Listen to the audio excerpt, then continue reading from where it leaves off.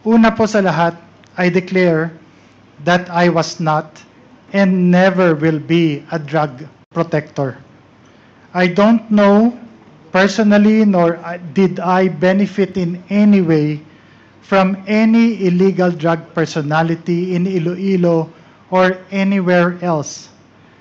After 7 years of exile, dahil sa napolitika at walang basehang mga akusasyon, kaliwat kanang mga paratang at higit sa lahat mga banta sa aking buhay at sa buhay ng aking pamilya, narito po ako ngayon at humaharap po sa inyo.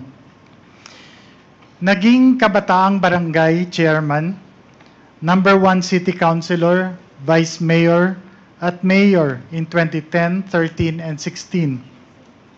And was fortunate to have been chosen as the top 5 world mayor in 2014.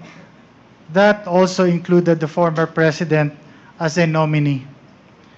In the campaign against illegal drugs, as mayor and as mandated by law, I am aware of my authority to set local policies and priorities related to crime and drugs.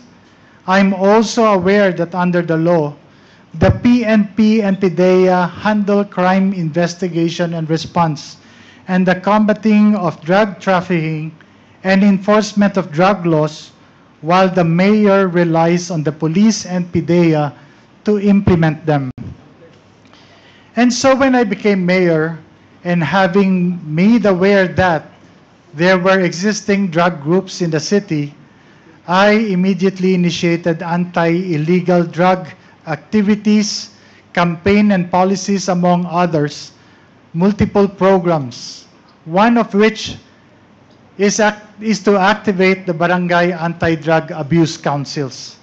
In 2014 po, according to PDEA, Iloilo City was the first in the country to have 100% of its BADAC activated.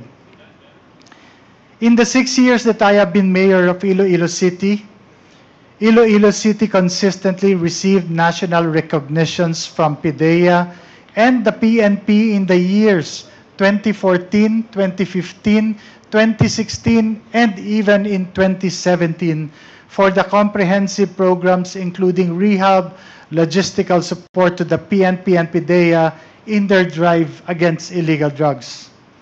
Since the existence of these drug syndicates in our city was deeply rooted, I relied on the expertise of the local PNP and regional PDEA to deal with these groups while I focused on the socio-economic programs that would address the root causes of poverty that expose the vulnerable population to cope against the evils of illegal drugs.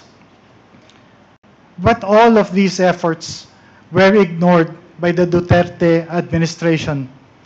Kung matatandaan po ninyo, nagsimula ang lahat ng ito nung bigla na lamang na isama ang mga pangalan sa PRRD narco list ng administrasyong Duterte. Isang listahan naglalaman ng mga pangalan ng mga kilalang public official na di umano ay sangkot sa illegal na droga, mga paratang na walang basihan, at kahit kailan ay hindi naman napatunayan. As a matter of fact, until today, there are no drug-related cases that have been filed, especially in the legal courts, against me and my person.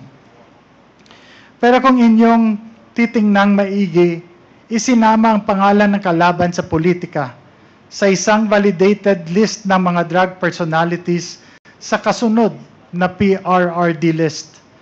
Sa kabila ng mga questionableng impormasyon, walang validation o confirmation man lang na ginawa kahit na anumang ahensya ng gobyerno sa Malacanang initiated list.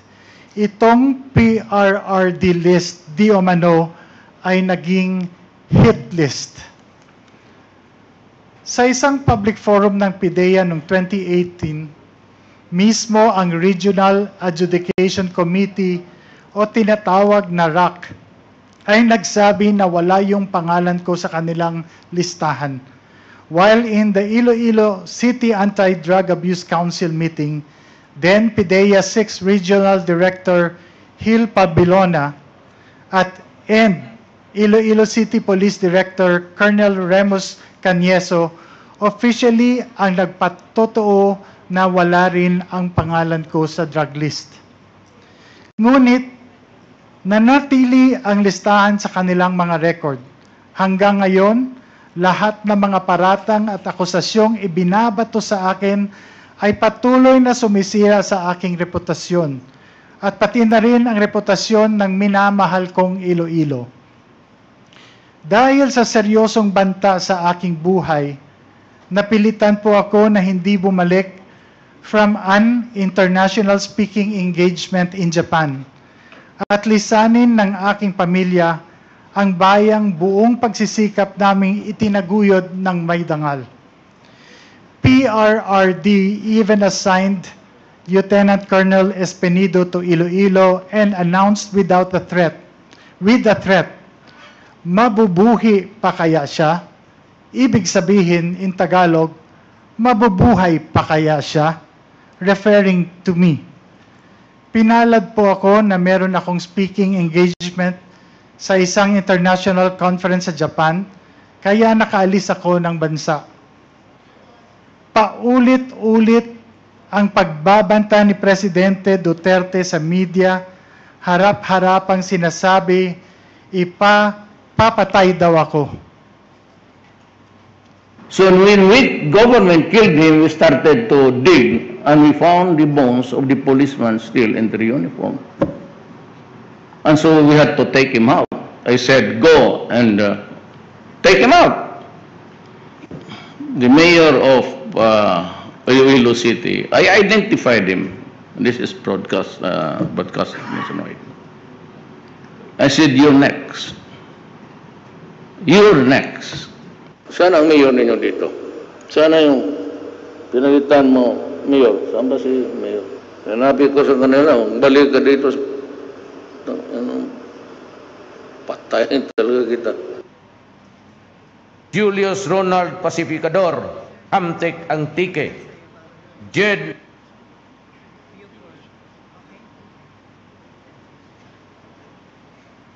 At alam po nating lahat, hindi lamang po ito basta-basta pagbabanta.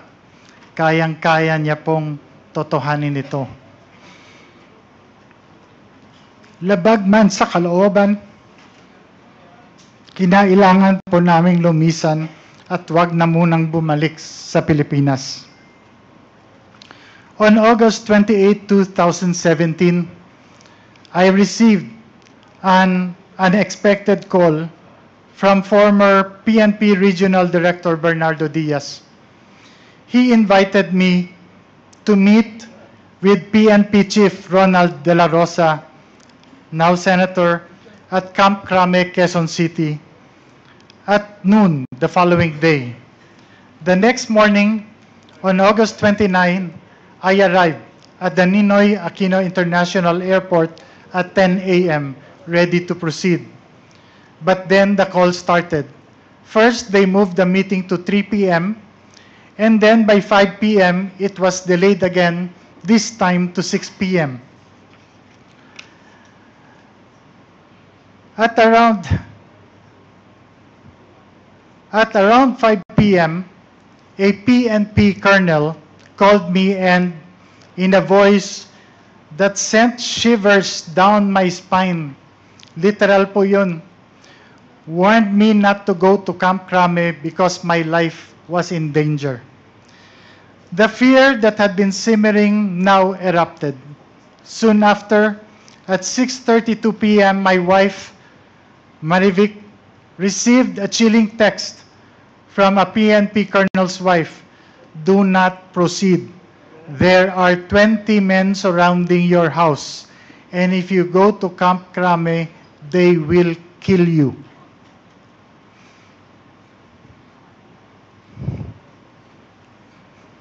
The terror was paralyzing. I couldn't believe it. My life and my family's life was hanging by a thread. The next day, on August 30, I took the first flight out to Japan, not knowing if I would ever return. Upon arrival, I received a message from General Diaz to call a number. Using a public payphone, I made the call and spoke to General Bato, who expressed his sympathy. He was talking to me in Bisaya. He told me he knew I was innocent, that I wasn't involved in illegal drugs, and he promised to help me. His words brought a brief moment of hope. I told him I would finish my work abroad and return to meet him, but he urged me to be careful, repeating his pledge to help. Just after that call, my Philippine cell phone rang. This time, it was another general. His voice was grim.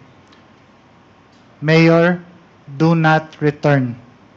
Your life is in danger. The accusations against you are all fabricated. But if you go to Krame, you'll be forced to point fingers to an opposition senator and a former presidential candidate as drug lords. The weight of the conspiracy against me was unbearable.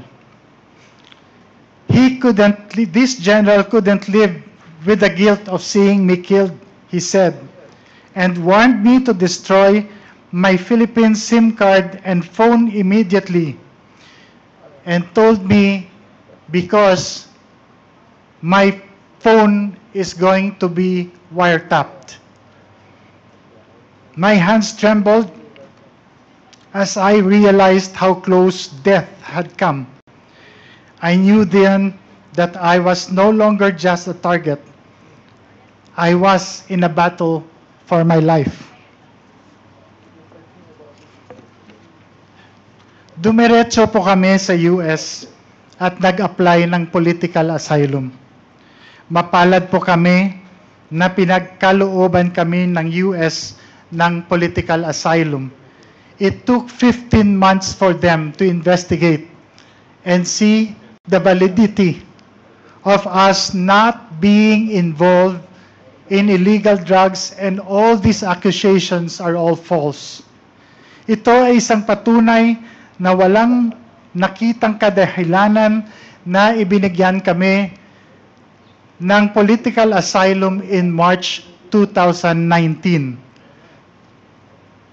Masakit at malungkot, ngunit napilitan akong lumisan mula sa aking sinumpaan tungkulin sa aking pamilya at sa kababayan kong Ilonggo, na sinumpaan kong pagsilbihan, hindi dahil sa nagkasala ako, kundi dahil nanganganib na po ang aming buhay. I come before you today not merely to recount my sufferings, but to highlight a critical flaw in our system, one that allows law enforcement agencies to be weaponized for political purposes. That illegal drug trade stems from the ills of our society, from poverty to corruption of government institutions, including our law enforcement agencies. By using state institutions to carry out personal vendettas or silence perceived enemies, undermine the foundation of justice and democracy in our country. Sideline. No individual should be allowed to wield such unchecked authority regardless of their position or power. Ang karanasan at ng iba pang mga katulad kong biktima, lalong-lalo na ang mga mayors na pinagbintangan, ay ang nagmulat sa amin sa mga pagkukulang at kakulangan ng ating law enforcement agencies. Kailangan mapatibay pa ang mga institusyon ito upang hindi basta-basta magamit o maimpluwensya ng politika. Masigurong makakapagsilbi ng may integridad, walang kinikilingan at may respeto sa batas.